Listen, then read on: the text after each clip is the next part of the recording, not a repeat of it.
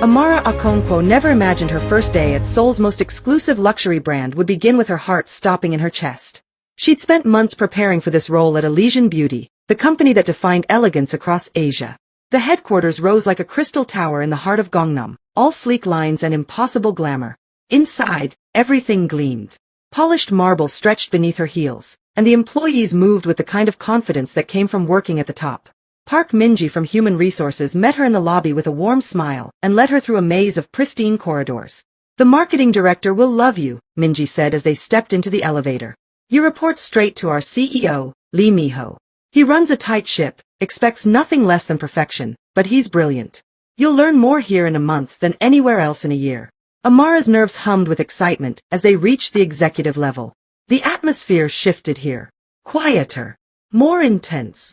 Art that probably cost more than her yearly salary hung on the walls. Minji stopped outside a corner office with floor-to-ceiling windows overlooking the city. "Let me introduce you to Mr. Lee," she said, knocking once before pushing the door open. Amara stepped inside, her professional smile fixed in place. Then the ground fell away beneath her feet. Standing behind an enormous desk in a suit that probably cost more than her entire wardrobe was him. The man from 4 nights ago. The stranger she'd met at that upscale bar in Itaewon. They'd talked until the bar closed, laughing about everything and nothing. She'd gone back to his penthouse apartment, and they'd spent one perfect, reckless night together. She'd left at dawn, thinking she'd never see him again. Thinking it was just a beautiful memory. The nameplate on his desk read Minho, CEO. Time seemed to freeze. Amara felt every drop of blood drain from her face. His expression flickered through shock, recognition, something heated, then settled into cool professionalism so quickly she might have imagined the rest. "Mr. Lee, this is Amara Okonkwo, our new international marketing director from Lagos," Minji announced cheerfully, completely oblivious to the sudden tension crackling in the air. Minho recovered first. He extended his hand across the desk, his face an unreadable mask. "Ms. Okonkwo, welcome to Elysian Beauty." His voice was different now. Controlled. Formal. Nothing like the warm, teasing tone he'd used when he'd whispered against her skin 4 nights ago. Amara forced her legs to move, forced herself to take his hand. The contact sent electricity shooting up her arm, awakening memories she'd tried to file away. His hands on her waist. His mouth on her neck. His voice, rough with want. She pulled away quickly, her palm burning. "Thank you, Mr. Lee. I'm thrilled to be here." The words came out steadier than she felt inside. "Minji, please make sure Ms. Okonkwo has access to all the systems she needs," Minho said, his eyes never leaving Amara's face. "Ms. Okonkwo, we have a strategy session tomorrow morning at 9. Don't be late." It was a dismissal. Minji let her out, chattering about the building's amenities and the team structure. But Amara couldn't process a single word. Her mind was screaming. Her one-night stand was her boss. The man who'd made her forget her own name with pleasure was the same man who'd just looked at her like she was a stranger. Like that night never happened. The rest of the day blurred. She met her team, sat through orientation presentations, received her laptop and security badge. But her thoughts kept circling back to that moment in his office. The flash of heat in his eyes before he'd locked it away. The way his jaw had tightened when their hands touched. The next morning's meeting was torture. Minho led the session with sharp precision, discussing campaigns and market projections with an efficiency that left no room for anything personal. His gaze swept over her like she was just another employee. But when her turn came to present her analysis of the West African luxury market, something shifted. As she spoke about consumer behavior patterns and growth opportunities in Lagos and Accra, she caught him watching her. Really watching her. His jaw was tight. His fingers drummed once against the table before he caught himself and stopped. "Impressive work, Ms. Okonkwo," he said when she finished, his voice carefully neutral. "Stay after. I want to discuss the Nigeria expansion in more detail." The other executives filed out, a few shooting her sympathetic glances. Being singled out by the CEO on day 2 was either very good or catastrophically bad. The door clicked shut behind the last person. Silence stretched between them like a live wire. Minho stood by the windows, hands in his pockets, his back to her. "About that night," Amara started. "I didn't know," he cut her off, turning to face her. But his eyes betrayed him. Dark. Intense. "I didn't know who you were. You didn't know who I was." "No," she agreed quietly. "We didn't. This company has strict policies about workplace relationships," he said, moving closer with deliberate steps. "Especially between executives and their direct reports. I understand. So we're clear. He stopped right in front of her, close enough that she could smell his cologne. The same scent from that night. What happened stays buried. I'm your CEO. You're my employee. Nothing more. Crystal clear, Mr. Lee. He was standing so close now she could feel the heat radiating from him. His eyes dropped to her mouth for just a fraction of a second. Can you do that, Ms. Okonkwo? Forget it happened. Amara lifted her chin, meeting his gaze head-on. Can you, Mr. Lee? Something flashed across his face. Heat. Frustration. Want. For one breathless moment, she thought he might kiss her right there in his office. Instead, he stepped back sharply, putting distance between them. Your Nigeria proposal is solid, he said, his voice back to business. I want a full campaign deck by Friday. Then he turned away, dismissing her without another word. Amara left his office on shaking legs, her heart pounding so hard she could hear it in her ears. This was going to be so much harder than she'd ever imagined. If you're already hooked on this story, don't go anywhere, because things are about to get even more complicated. Make sure you hit that subscribe button right now and drop a comment telling me what you think Amara should do. Should she keep her distance, or see where this dangerous attraction leads? Let's get to 100 comments, and trust me, you won't want to miss what happens next. The following 3 weeks were an exquisite kind of agony. Amara threw herself into work with fierce determination. She needed to prove she'd earned this position on merit, not because of some explosive chemistry with her boss. Her campaign proposals were meticulous. Her presentations flawless. Minho approved everything with curt nods and nothing more. She worked late, arrived early, and avoided being alone with him at all costs. One afternoon, she stopped by the company cafe on the ground floor. While waiting for her coffee, Kim Tae-min, a friendly graphic designer from the branding team, approached with an easy smile. Amara, how are you settling in? It's been wonderful, she said warmly. Still adjusting to Korean corporate culture, but everyone's been so welcoming. You look exhausted though, Tae-min said with concern. Working too hard already? He picked up the coffee she'd ordered and handed it to her. Here, let me get this. You need the energy. That's really sweet of you, but Ms. Okonkwo. That voice. Low and edged with something dangerous. Amara turned to find Minho standing a few feet away, his expression thunderous. My office. Now. Sir, she blinked, confused. Now, Ms. Okonkwo. Minho didn't even glance at Tae-min. His gaze was locked on Amara, dark and intense and unmistakably furious. Amara's pulse raced as she followed him to the elevator. They rode up in crushing silence, the tension so thick she could barely breathe. What could he possibly be angry about? Tae-min was just being friendly. The elevator doors opened, and Minho strode toward his office with barely controlled energy. She followed, her heart hammering. He closed the door behind them with a decisive click, then turned to face her. Does he buy you coffee often? What? Amara stared at him. No. That was the first time. He was just being kind. Kind. Minho laughed, but there was no humor in it. He loosened his tie with sharp, agitated movements. He was looking at you like he stopped, running a hand through his perfectly styled hair, messing it up for the first time since she'd known him. Like what? She challenged, taking a step toward him despite herself. Like he wants you. The words came out rough. Possessive. Her breath caught. You don't know that. I'm a man, Amara. I know exactly what that look means. He moved closer, and suddenly the air between them was electric. I see how the men in this company look at you. In meetings. In the elevator. In the damn cafeteria. So what if they do? Amara felt her voice rise despite her attempt to stay calm. You're my boss, remember? You said that night was a mistake. That we're nothing more than professional colleagues. You don't get to be jealous, Mr. Lee. I know. His voice was almost anguished. I know I have no right. But watching him buy you that coffee, seeing you smile at him like that, he was right in front of her now, and she could feel the heat coming off him in waves. It took everything in me not to throw him across that cafe. You're being ridiculous. I'm being human, he shot back, closing the remaining distance between them. I don't lose control, Amara. Not in meetings. Not in negotiations. Not ever.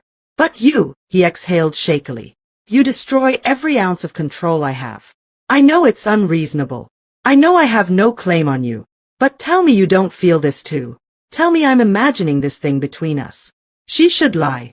Should tell him there was nothing. That she'd moved on. That Friday night meant nothing. But his eyes were on hers, dark and desperate and raw, and she couldn't do it. I feel it, she whispered. But it doesn't matter. It can't matter. Why not? Because you're my boss.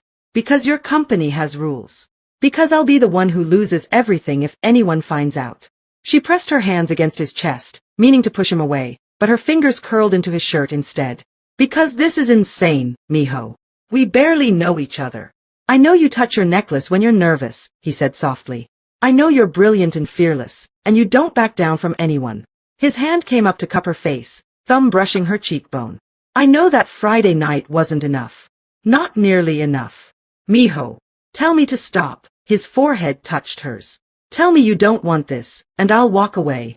I'll be nothing but professional. Tell me, Amara. She should. She knew she should. This was career suicide. This was breaking every rule. This was his phone rang. Sharp and intrusive. They sprang apart like they'd been burned. Minho grabbed his phone from the desk, his expression shifting to professional in an instant that would have been impressive if Amara's heart wasn't trying to beat out of her chest. Lee speaking. His voice was clipped. Controlled. He listened for a moment, then said something in rapid Korean. 5 minutes. He hung up and looked at her. For just a second, she saw the conflict in his eyes. Want battling responsibility. Desire fighting sense. I have a call with the Singapore office, he said quietly. The investors won't wait. Of course, Amara smoothed her blouse with trembling hands. Right. Amara. He caught her wrist as she turned to leave, his thumb finding her pulse point. She knew he could feel how fast her heart was racing. This conversation isn't over. Maybe it should be. Maybe, his grip tightened just slightly. But it won't be. She pulled away and walked out, trying to ignore how her skin burned where he'd touched her. This was dangerous. This was stupid. This was going to end badly. But heaven help her, she wanted him anyway. The next week tested every boundary they'd tried to set. Minho seemed determined to prove his point about other men wanting her, and his jealousy manifested in increasingly obvious ways. When James Morrison, a consultant from London, arrived to collaborate on the European expansion strategy, Minho's mood turned dark. James was charming and witty, with an easy confidence that made working with him effortless. During their first brainstorming session, he made a joke about British versus Korean business etiquette that had Amara laughing. She glanced up and caught Minho's gaze through the glass conference room wall. His jaw was clenched. His eyes locked on them with an intensity that made her stomach flip. 20 minutes after James left for the day, her phone buzzed. My office. Bring the Morrison project files. She knew it wasn't about the files. When she entered, he was standing by the window, his back rigid with tension. Close the door. Amara did, her pulse quickening. You wanted to see the files? I don't care about the files, he turned, and the look on his face made her breath catch. You seem to enjoy his company. We were working, Minho. Were you? He moved toward her slowly. Because from where I stood, he was making you laugh. Touching your arm. Leaning in close when he talked to you. He's British, Amara said, exasperated. They're more tactile in conversation. It doesn't mean anything. To you, maybe, he was right in front of her now. To him. I guarantee it means something. Men don't look at you the way he was looking at you unless they want more. You're being paranoid. Am I? His hand came up to cup her jaw, tilting her face up. Tell me something, Amara. When he made you laugh, did you think about me? Even for a second? She should lie. Should tell him no. Instead, she found herself saying, yes. Good, his thumb brushed her bottom lip. Because I haven't been able to think about anything but you for a month. You're driving me out of my mind. Minho, we can't. I know, but he didn't step away. I know all the reasons this is wrong. I've listed them to myself 1,000 times. It doesn't change the fact that I want you so badly, I can barely function. Your jealousy is showing, she whispered, trying to keep things light even as her body responded to his proximity. Let it show, his voice was rough. At least then maybe these other men will back off. You don't own me. I know that too, his forehead touched hers, and she felt his breath against her lips. But I want to. God, Amara, I want to. This time when he kissed her, it wasn't desperate or rushed. It was slow, deliberate, thorough, like he was trying to memorize the taste of her. Amara's hands fisted in his shirt, pulling him closer even as her brain screamed that this was the worst idea she'd ever had. His arms wrapped around her waist. The kiss deepened. He guided her back until she was against his desk, his hands gripping her waist, and Amara forgot about rules and consequences. Forgot everything except the way he made her feel. "We have to stop," she managed, even as her fingers tangled in his hair. "I know," but he didn't stop. His voice dropped to a whisper that sent shivers down her spine. "Just one more minute." A knock at the door made them spring apart. "Mr. Lee, your 2 o'clock is here," his assistant's voice came through. "Give me 5 minutes," he called back, his voice remarkably steady for a man who'd just been kissing his employee senseless. They stared at each other, both breathing hard. Amara's hair was slightly messed up, and she couldn't help noticing the trace of her lipstick on his mouth. "We can't keep doing this," she said, trying to smooth her hair back into place. "I know," he grabbed a tissue and wiped the lipstick away, his eyes never leaving hers. "But I don't know how to stop." Amara didn't either. That was the problem. Over the next 3 weeks, they fell into a dangerous pattern. Stolen moments in his office after everyone left. Kisses in the archive room when they thought no one was looking. His hand finding hers under the conference table during long meetings. It was reckless and stupid and absolutely intoxicating. But Minho's jealousy was getting worse. When a colleague from the Busan office waved at Amara in the lobby, Minho texted her immediately. "My office. Now." When the IT technician spent extra time helping her with her computer setup, Minho had him reassigned to a different floor by the end of the day. "This is getting ridiculous," Amara told him one evening when everyone else had gone home. They were in his office, the Seoul skyline glittering behind them through the windows. "Daniel from finance said hello to me in the elevator this morning, and you looked like you wanted to murder him." "I did," he wasn't even ashamed. He pulled her onto his lap, burying his face in her neck. "I hate that they can talk to you freely. Smile at you. Ask you to lunch. While I have to pretend you're just another employee." "I am just another employee," she said softly. He pulled back to look at her, his expression serious. "You know that's not true. You haven't been just anything since that night in Itaewon." Amara's heart clenched. "Minho, we can't do this forever. Someone's going to notice. And when it gets out, it's not going to end well for either of us." His arms tightened around her. "I know. But I'm not ready to let you go yet." "What are we doing?" she whispered. "Where can this possibly go?" "I don't know." His honesty hurt more than a lie would have. "I just know I'm not ready for it to end." They kissed then, soft and sad and sweet. Both of them knowing they were living on borrowed time. Then everything shattered on a Thursday afternoon 4 weeks later. Amara was in the break room making tea when she overheard 2 senior executives from the finance department talking. They didn't know she was around the corner. "Have you heard? The CEO is getting married." Amara's hand froze on the teapot. "Finally. The Choi family has been pushing for it for months." "Makes sense. Business-wise, it's brilliant." "Really? Choi Yuna's family owns half the luxury hotels in Asia. Combined with our beauty distribution, it's a perfect match." "When's the wedding?" 2 months. "Apparently, it's going to be massive. All the major business families will be there." "Poor guy. Arranged marriages are brutal, but that's the price of being born into that world, I guess." They walked away, leaving Amara standing there with her heart in pieces on the pristine floor. Married. He was getting married in 2 months. And he hadn't told her. She abandoned the tea and took the elevator straight to his office, not caring who saw her. His assistant tried to stop her. "Ms. Okonkwo, Mr. Lee is on an important call with investors." Amara pushed past anyway. Minho was on the phone speaking rapid Korean, but one look at her face and he ended the call mid-sentence. "Out," he told his assistant, who quickly closed the door behind her. "Were you going to tell me?" Amara's voice shook with fury and hurt. "Or were you just going to keep this up until your wedding day?" His expression told her everything. Guilt. Resignation. Pain. "It's arranged," he said quietly. "For business. The merger with Choi Hotels depends on it." "I don't care if it's arranged or a love match, Minho." She wrapped her arms around herself, trying to hold the pieces together. "You'll still be her husband. How long have you known?" "Since before you started." His voice was barely above a whisper. "It was finalized the week before you began." "The week before?" She laughed, but it came out broken. "So when you spent the night with me, when you were kissing me in this office, when you were acting jealous about every man who looked at me, you knew. You knew you were engaged to someone else." "It's not like that." "Then what is it like?" "Explain it to me, because from where I'm standing, you've been using me as your last taste of freedom before you marry some heiress for business." "No," he stood, moving toward her, but she backed away. "Amara, I never meant for any of this to happen. That night in Itaewon, I didn't know who you were. I was supposed to forget about you. Then you walked into my office, and I tried. God, I tried to stay away. Not hard enough. You're right, his voice broke. I should have been stronger. I should have kept my distance. But I couldn't. Every time I saw you, every time another man so much as looked at you, I lost my mind. You're in my head, Amara. You're all I think about. But not enough to call off the wedding, she shot back, hurt lacing every word. Hundreds of jobs depend on this merger. My family's company. Her family's hotels. The combined distribution networks across Asia. If I back out, all of it falls apart.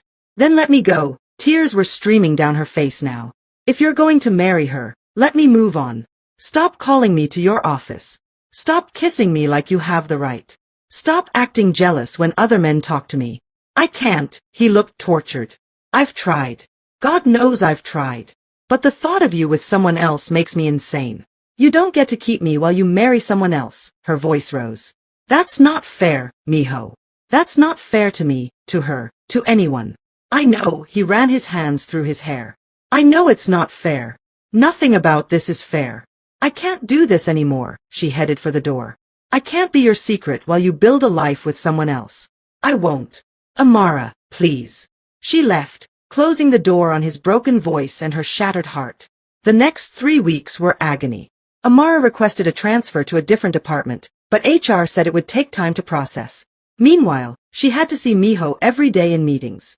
Had to pretend her heart wasn't breaking every time their eyes met. She stopped working late. Started arriving exactly on time and leaving exactly at 5. No more stolen moments. No more private meetings. Minho looked worse each day. Dark circles under his eyes. His suits hanging slightly looser. His temper short with everyone. But he respected her distance. No more texts. No more calls to his office. Just professional nods across conference rooms. Then Marcus entered the picture. He was a Korean-American executive, a friend of a friend who'd relocated to Seoul 8 months ago. They met at a networking event, and he was everything Minho wasn't. Straightforward. Available. Interested. When he asked Amara to dinner, she said yes. She needed to move on. She needed to prove to herself that she could feel something for someone who wasn't Lee Minho. Word traveled fast in the office. Within a day, Minho knew. Amara was in a meeting when she felt his eyes on her. She looked up to find him staring at her through the glass wall, his expression dark and dangerous. Her phone buzzed under the table. Is it true? Are you seeing him? She didn't respond. Let him wonder. Let him feel a fraction of what she'd felt when she learned about his engagement. But Minho wasn't accepting it quietly. He started finding reasons to keep her late. I need your input on the Brazil strategy personally. The board has questions about your West African proposal. My office. I need clarification on the market analysis before I can approve the budget. Each time, she'd show up to find him pacing like a caged animal. You can't date him, he said during one of these forced sessions. I can date whoever I want, Amara shot back. You're engaged, remember? To someone I don't love. Someone I barely know. That's not my problem, Minho. Isn't it? He cornered her against the door, his hands on either side of her head. You think I can just turn off what I feel? Watch you smile at another man? Let him touch you. Kiss you. You have to, but her voice was breathless, her body betraying her as always when he was this close. You made your choice. I chose wrong, his forehead touched hers. I should have chosen you. Should have told the board and the investors and my family to go to hell. Should have fought for this. For us. But you didn't. I'm fighting now, his voice was rough with emotion. Don't go out with him anymore, Amara. Please. Why shouldn't I? Give me one good reason. Because I love you. The words hung in the air between them, raw and honest and devastating. I'm in love with you, Amara. I think I have been since that first night in Itaewon. And watching you with him is killing me. Amara's eyes filled with tears. You don't get to say that. Not now. Not when you're still going through with the wedding. I'll call it off, he said desperately. Tonight. I'll tell Yuna. Tell both families. Deal with whatever consequences come. And what happens to us? We sneak around. I become your secret girlfriend while you rebuild your business reputation? Eventually we get exposed, and I'm the woman who destroyed an engagement. She shook her head. I won't be that woman, Minho. Then what do you want? I want you to let me go, she ducked under his arm, putting distance between them. I want you to marry your heiress and merge your companies, and let me find someone who can actually be with me. I can't do that. You have to, she reached for the door handle. Because I can't keep breaking my own heart over a man I can never really have. If you're emotionally destroyed right now, you're not alone. Drop a comment below and tell me whether Minho should fight for Amara or let her move on. Should she give Marcus a real chance? Hit that like button and subscribe, because trust me, you don't want to miss what happens next. Amara walked out, leaving Minho standing alone in his office, looking like she'd just ripped his heart out. And maybe she had. Maybe they'd both destroyed each other. But sometimes love wasn't enough. Sometimes the world got in the way. She went on 4 more dates with Marcus over the next 2 weeks. He was kind, successful, genuinely interested in her. She tried to feel something beyond friendly appreciation. She really tried. Then the invitation arrived. The company's annual gala. The biggest event of the year. Black tie. Mandatory attendance for all senior staff. And according to office gossip, it was where Minho and Yuna would officially announce their engagement to the business community. Amara stared at the elegant invitation, her stomach churning. She couldn't do this. Couldn't watch him stand there with another woman. Smile for cameras. Play the perfect couple. But she had no choice. Attendance wasn't optional. When Marcus asked if he could be her date to the gala, Amara said yes. Maybe having someone by her side would make it easier. Maybe it would help her finally let go of the man she couldn't have. She had no idea that night would change everything. That one moment would blow up both their carefully constructed lives. That sometimes the only way forward was through complete destruction of everything you thought you knew. But that story, that disaster, that beautiful, terrible mess, that's coming in part 2.